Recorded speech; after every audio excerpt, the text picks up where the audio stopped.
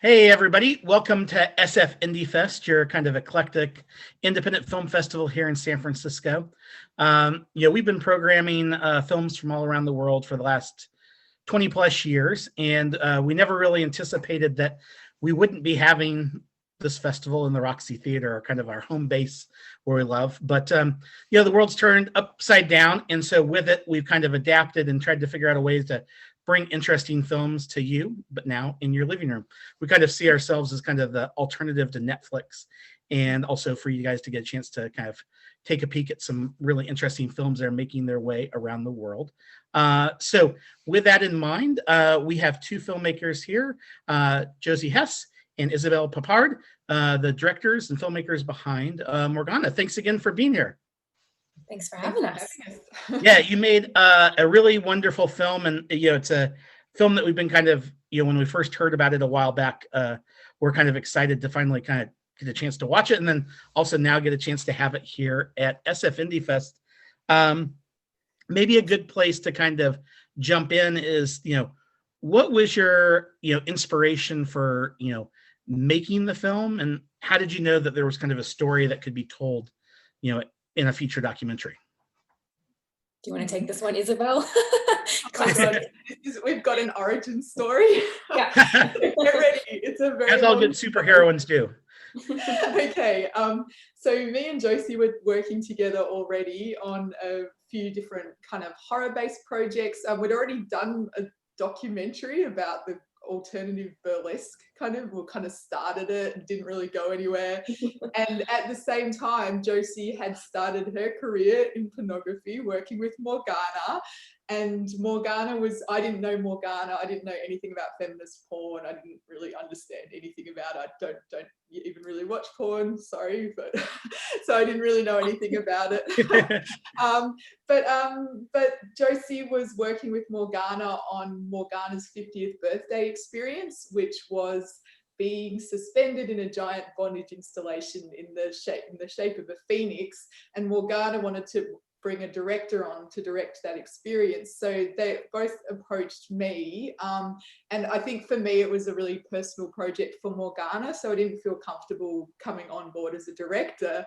But in the process of approaching me, Josie told me about this woman she was working with that was this kind of housewife turned pornographer, and I found out that 2 years before she'd been a housewife in rural Australia. So I was really interested in this person's insane transformation and where did this story come from. And so me and Josie, I guess we were both equally kind of passionate about the story, so we had a big fast talk about it, and we're like, why don't we make this woman's story? This seems really topical, it had so many themes that we were both interested in maybe different ways, coming from both quite different perspectives. And so yeah, we approached Morgana and pitched it to her, and she was interested. So the very first shoot we did was that epic Phoenix bondage installation, so we were kind of in straight from the deep end. So oh wow, that's an exciting way, a little bit of serendipity involved, Yeah, there was. I remember when we pitched it at ACME, which is Australian Centre of Moving Image, we went kind of met her at a cafe there. We said our spiel and why her story really resonated with us and why we felt like it was really important to tell it. I remember leaving that meeting just feeling this tingling feeling, which I think of as the tingle of destiny. But even at the time I was like, this is a weird feeling.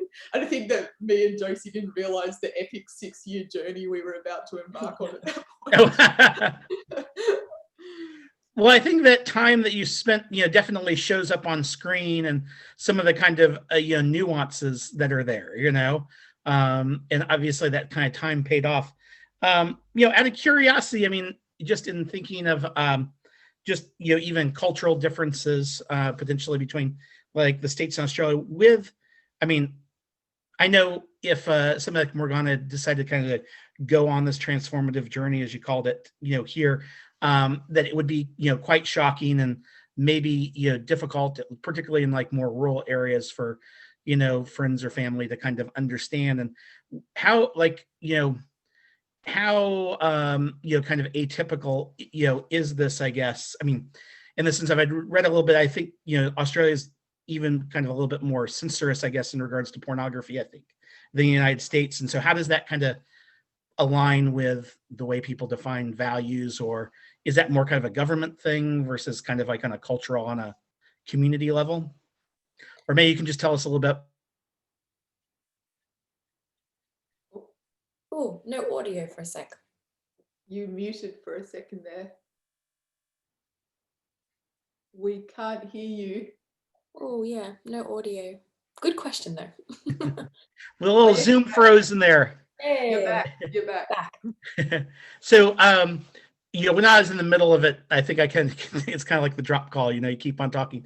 Can you kind of define like what's pornography's role in Australia, and like in each person's kind of relationship to it, and then how did that kind of affect how Morgana was embraced, I guess, just by friends or other people, and where she Yeah. was.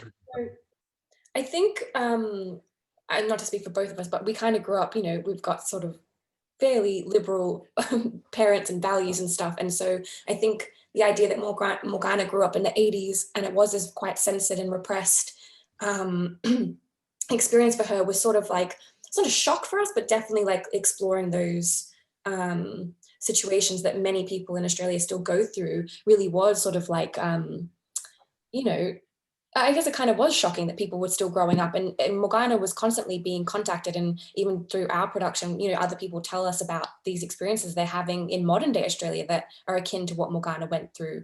It's interesting because this film it's been about 7 years, I think, or 6 years since the genesis. And even in that time, I feel like things have sort of changed. Like there's a little bit more openness about maybe sexuality and things like that. But again, Australia still has quite a repressed or prudish view when it comes to sex and sexuality. Like we do face quite a bit of stigma and maybe judgment about coming out as a porn star or even just being a sexually active person, which is ridiculous.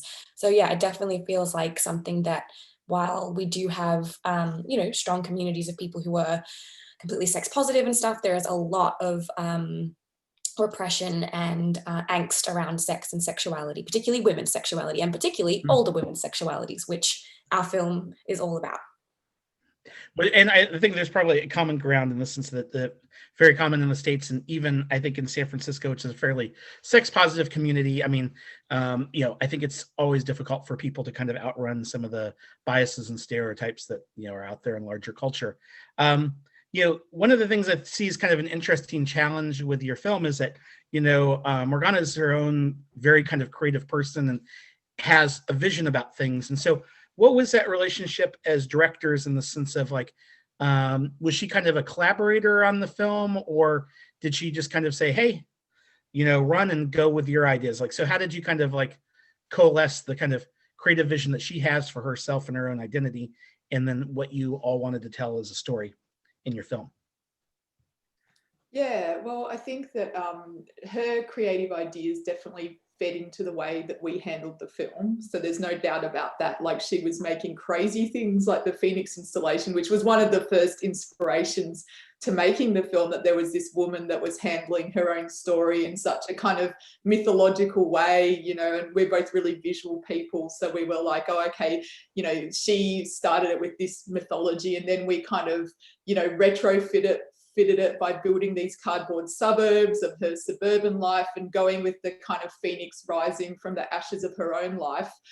So I think that Morgana made these key set pieces that inspired us, and also I'd say Morgana and Josie as well, because they were really collaborating on Morgana's films, so that, her films are also, I'd say, a combination of those two visions as well. So they'd make these set pieces and then we'd incorporate it into the vision of the overall film and the evolution of the character. But in terms of just a directing perspective, Morgana wasn't involved in that at all. We purposely kept it from her because it's just too close. But that being said, from an ethical standpoint, we wanted to show her the rough cut before we locked it off and went into fine cut. So that was the fine cut we showed her, in case that she had any, personal issues with anything that was in there. We wanted to give her some kind of editorial choice, but she was extremely generous, and she didn't actually have any real issues with the way we told her story or the content of it. So it's just like small things, trying to protect the privacy of others, really. Do you think that was partly just in the kind of creative person that she, is, that she could kind of just respect that, that you both had your own creative voice in the story you're wanting to tell?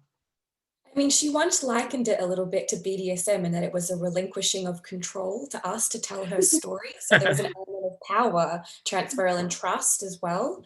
So yeah, I think, she just had the grace and, strength to allow us to tell her story without, trying to control us in any way. That's an interesting metaphor and very appropriate in some ways. Speaking about collaboration, sometimes in film there's this kind of kind of auteur theory of like, there's this like one director, but as you guys alluded to, you had worked on some previous projects and things. How did you all kind of come to meet each other and kind of develop this creative relationship and decide to make films together? Ooh, what is our origin story? I feel like we get it. It's like definitely, I think, at a horror convent or like a horror after party. I feel like was when we properly met, and like Monster Fest. I think drunk at a bar at like 2 or 3 a.m. I think is how we met. Yeah, I think that like really we were both like in the horror world in Australia, but also both kind of punk female filmmakers. And I guess we didn't see a lot of other kind of, filmmakers like us behind the camera. I think quite often punk women or countercultural women are used as subjects and kind of objects rather than, actual kind of directors and producers kind of thing. So, And I think the Australian film industry is evolving now, but certainly there was a long time where it was very white upper middle class, and I think that, as people who are kind of more like countercultural and kind of from different kind of class backgrounds as well, maybe we didn't really fit into that. So we definitely gravitated together. We were like, someone else who's really into kind of cutting edge stuff, really into horror. Personally, I found, Josie's incredibly intelligent as well. And we had really interesting dialogues, around a lot of stuff. And, certainly in making Morgana, we were spending so much time just talking about all the themes and also, Morgana as a character and kind of understanding her on an emotional level and her motivations. I think that was all stuff that really interested us. So that was like really exciting. So I think that it was, and I feel like with the film as well, it is a combination of all of our like lady jizz vision. I think I stole it. Sorry, Josie. But like, there's a bit of everyone in there. And I think that that's what makes it really interesting. If it was just like one person being like, hey, this is like just my thing, it wouldn't have ended up being like the crazy collage like that it is. Sorry, what would you say, Josie? I'm just rambling on now. No, yeah. As you were speaking, it makes me think like we were just talking the other day about this is the first summer we've spent not in dialogue with each other, talking through this film. Like every summer for like so many years was just like, we'd be in your hot like shed trying to like figure out what the fuck to do and having these amazing conversations about like where to and story and narrative and stuff. So yeah, I think it's all in conversation and dialogue, which is, it's quite an unusual way of working, I guess. Again, thinking of like an auteur theory, but I think it's made this film really special, and it's certainly given it like an extra couple of layers, I think, that you don't necessarily get when it's just a singular mind.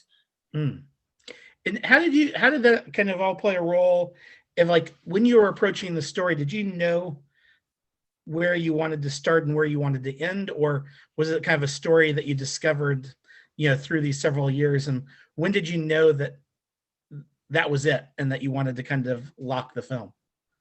That is a very good question. So I feel like very early on, Simplistic Us was like, okay, we've got this housewife to porn star Phoenix sort of ending. I think that was going to be a short film. And then almost immediately after we shot what we sort of thought might constitute a short film, Morgana kept sort of upping the ante and doing sort of things that we just could not predict. And so we just kept filming. And I don't know what forced our hand is, like what made us be like, this is the end. I think we even filmed pickups during the edit. So I don't know that we ever really did just hard. Yeah, it's really tough. Like there was a point where, can I spoil it here? Have people seen it yet? Yes, the assumption is everybody's seen the movie. If not everybody, you're in for a real treat. Okay, cool. Okay, so I think that there was a point where we thought it ended in Berlin, and like, well, initially it was going to be a short film, like Josie said. So we thought it ended with the Phoenix installation. Then we thought it ended in Berlin, and then and the very first cut did end in Berlin, and it was like quite a happy ending rather than something that's a bit more ambiguous and kind of nuanced, you know, in the way that it did kind of end. And then yeah, it kind of kept going on, and I think that yeah, the ending kept changing as like more things happened. So I'm not sure when we locked it, it might have been like we might have found the end around 2017 because we went to the edit.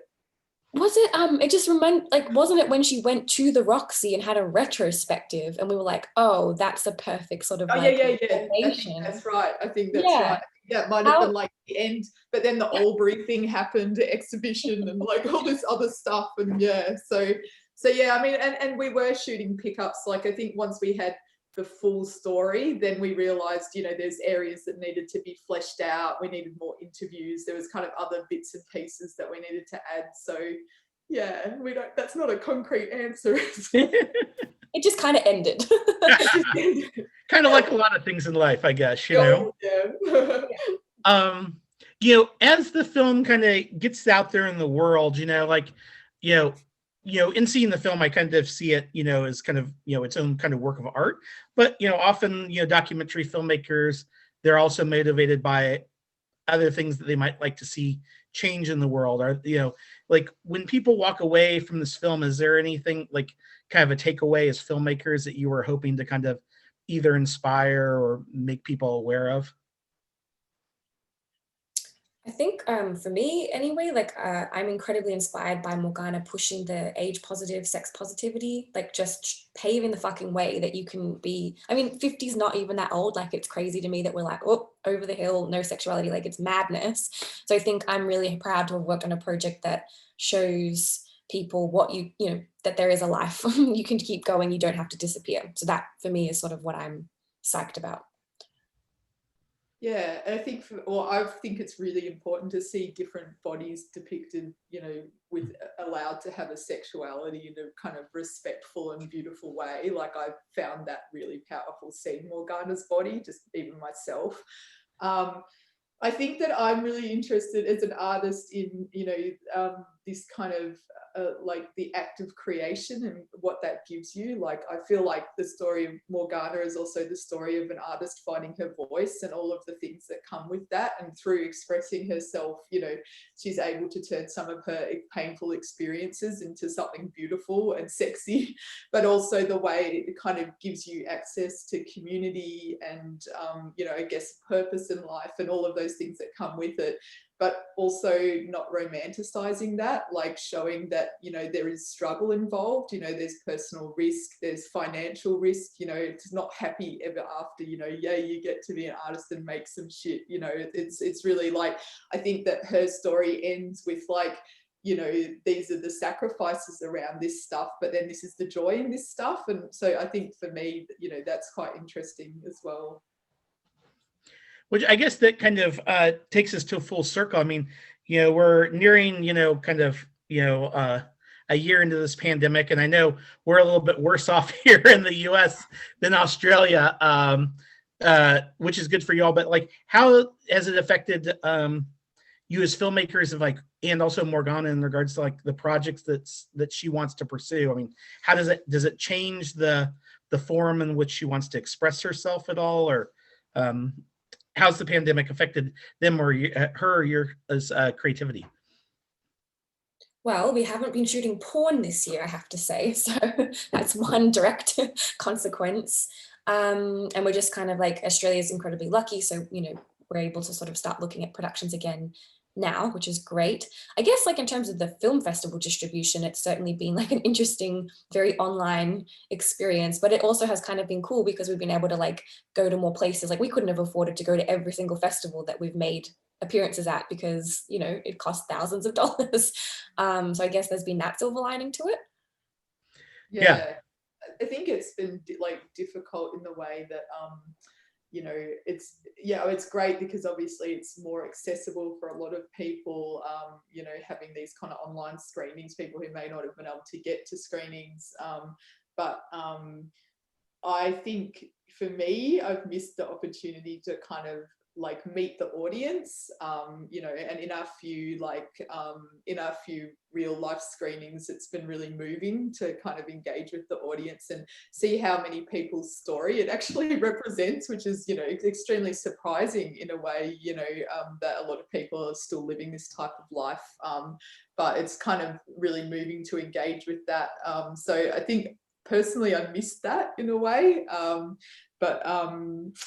But yeah, so it's been a lot of Zoom Q&As like this, I guess.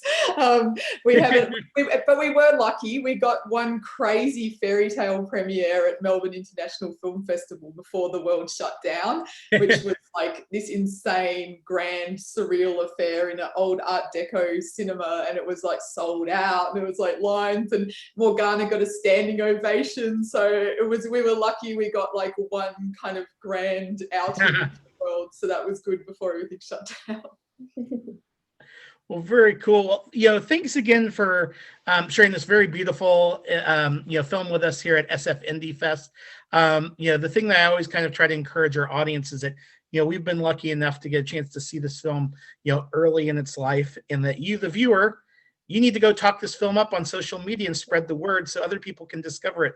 So, Josie and Isabel, can you tell us how can we kind of continue to follow your work as filmmakers and also kind of spread the word about the documentary?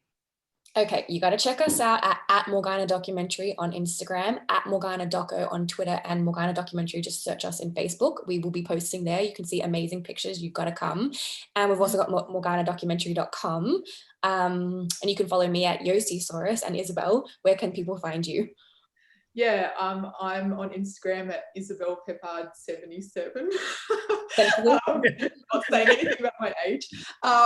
And my website is isabelpeppard.com. So yeah, if you want to see all sorts of weird shit, come look at my stuff. It's very good. Well, thanks you again for being here, and everybody, thanks again for joining us at SF Indie Fest. Thanks, guys. Thank you.